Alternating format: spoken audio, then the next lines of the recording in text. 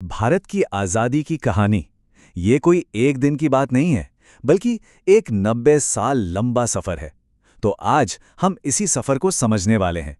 देखने वाले हैं कि कैसे एक छोटी सी चिंगारी ने एक पूरे देश में जन आंदोलन की आग जला दी। तो इस पूरी कहानी को हम 5 हिस्सों में देखेंगे। शुरुआत होगी 1857 की उस चिंगारी से। फिर जानेंगे कि कैसे एक राजनीतिक आवाज बनी। इसके बाद देखेंगे आंदोलन के अंदर की बड़ी वैचारिक लड़ाई। फिर आएगा जनविरोध का वो दौर। और आखिर में हम बात करेंगे आज़ादी की उस फाइनल लड़ाई की। तो चलिए कहानी के पहले अध्याय से शुरू करते हैं। साल 1857।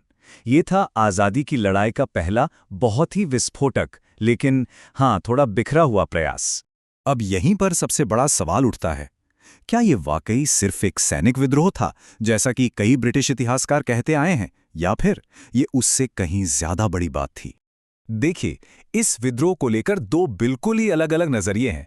एक तरफ अंग्रेजों ने इसे बस एक सिपाही विद्रोह या कुछ ने तो इसे मुस्लिम षड्यंत्र तक कह दिया और बात खत्म कर दी।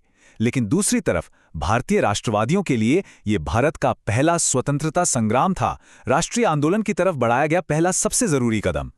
और सच तो ये है कि ये गुस्सा सिर्फ सैनिकों तक सीमित था ही नहीं। सोचिए जरा, डलहौजी की हड़प नीति से राजा महाराजा नाराज थे। जमीन की इतनी कठोर लगान नीतियां थीं कि किसान तबाह हो रहे थे। और आम लोगों में तो ये डर फैल गया था कि अंग्रेज उनका धर्म ही छीन लेना चाहते हैं। तो समझिए, बारूद तो पहले से तैयार था, वो चर्बी वाले कारतूस तो बस एक चिंगारी थी जिसने उस बारूद में आग लगा दी। तो सवाल ये है कि इस विद्रोह का सबसे बड़ा नतीजा क्या हुआ? एक बहुत बड़ा बदलाव आया। भारत में ईस्ट इंडिया कंपनी का राज हमेशा के लिए खत्म हो गया।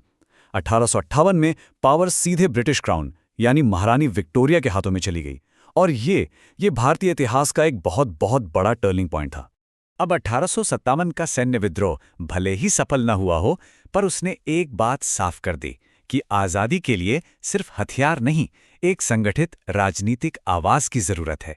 और बस यहीं से शुरू होता है हमारी कहानी का दूसरा अध्याय, भारतीय राष्ट्रीय कांग्रेस का जन्म। लेकिन कांग्रेस की स्थापना को लेकर ना एक बड़ी दिलचस्प थ्योरी है।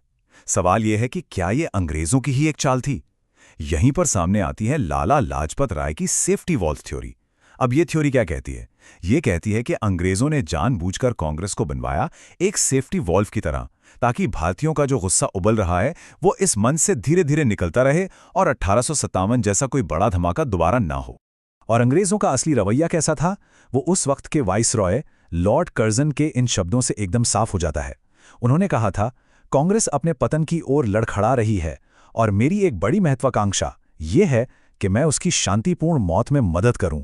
मतलब वो इसे खत्म होते देखना चाहते थे। और सिर्फ अंग्रेज ही नहीं, कांग्रेस के अंदर से भी आलोचना की आवाजें उठ रही थीं। बाल गंगाधर तिलक जैसे नेता थे जिन्हें कांग्रेस का ये साल में एक बार मिलने और याचिका देने का तरीका बिल्कुल पसंद नहीं था। उनका कहना था, और क्या खूब कहा था, कि साल में एक बार मेंढक की तरह टट्टराने से कुछ भी हासिल नहीं होने वाला। और बस यही वैचारिक मतभेद, यही गुस्सा, इसने आंदोलन के तीसरे अध्याय को जन्म दिया। एक बहुत बड़ा बंटवारा। कांग्रेस के अंदर ही दो गुट बन गए। एक तरफ थे उदारवादी और दूसरी तरफ उग्रवादी। तो इन दोनों गुटों में फर्क क्या था? फर्क सोच का था, मकसद का था, और सबसे बढ़कर तरीकों का था। देखिए, उदारवादी जो थे वो याचिकाओं और प्रार्थनाओं के जरिए संवैधानिक सुधार चाहते थे। वहीं दूसरी तरफ उग्रवादी थे जिनका लक्ष्य सिर्फ एक था, स्वराज, यानी अपना राज। और उनका रास्ता था बहिष्कार, हड़ताल और सीधा जन आंदोलन। और इस टकराव की आग में घी का काम किया 1905 के बंगाल विभाजन ने।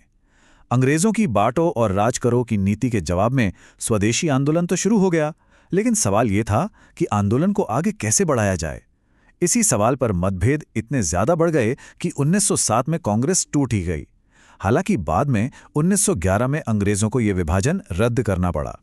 तो 1907 में सूरत अधिवेशन में वो हुआ जिसका अंग्रेजों को इंतजार था।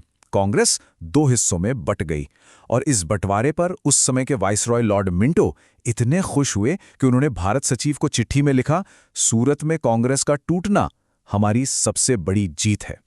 कांग्रेस का टूटना जाहिर है एक बहुत बड़ा झटका था, लेकिन यहीं से आंदोलन ने एक नई करवट ली और एक ज्यादा शक्तिशाली दौर में दाखिल हुआ। अब ये दौर था जन विरोध का, और इसकी कमान संभालने वाले थे महात्मा गांधी। इस दौर में एक बहुत बड़ा मोड़ आया साल 1929 में। कांग्रेस के लाहौर अधिवेशन में एक नया लक्ष्य तय किया गया, पूर्ण स्वराज, मतलब पूरी आज़ादी। अब छोटे-मोटे सुधारों की बात नहीं थी, अब बात थी संपूर्ण स्वतंत्रता की। लेकिन सवाल ये था कि पूर्ण स्वराज जैसे बड़े लक्ष्य को आम जनता से कैसे जोड़ा जाए, और यहीं पर गांधी जी की दूरदर्शिता देखने को मिलती है।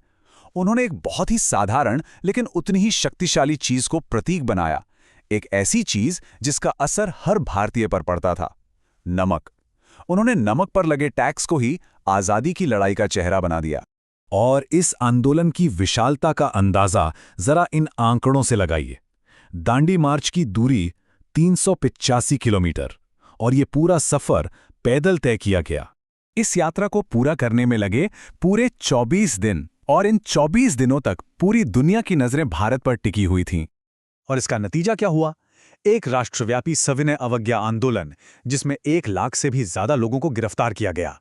अब ये बात बिल्कुल साफ हो चुकी थी कि आजादी की ये लड़ाई अब कुछ नेताओं की नहीं, बल्कि पूरे देश की लड़ाई बन चुकी है। और अब हम पहुंचते हैं इस कहानी के आखिरी और सबसे निर्णायक अध्याय पर, फाइनल काउंटडाउन।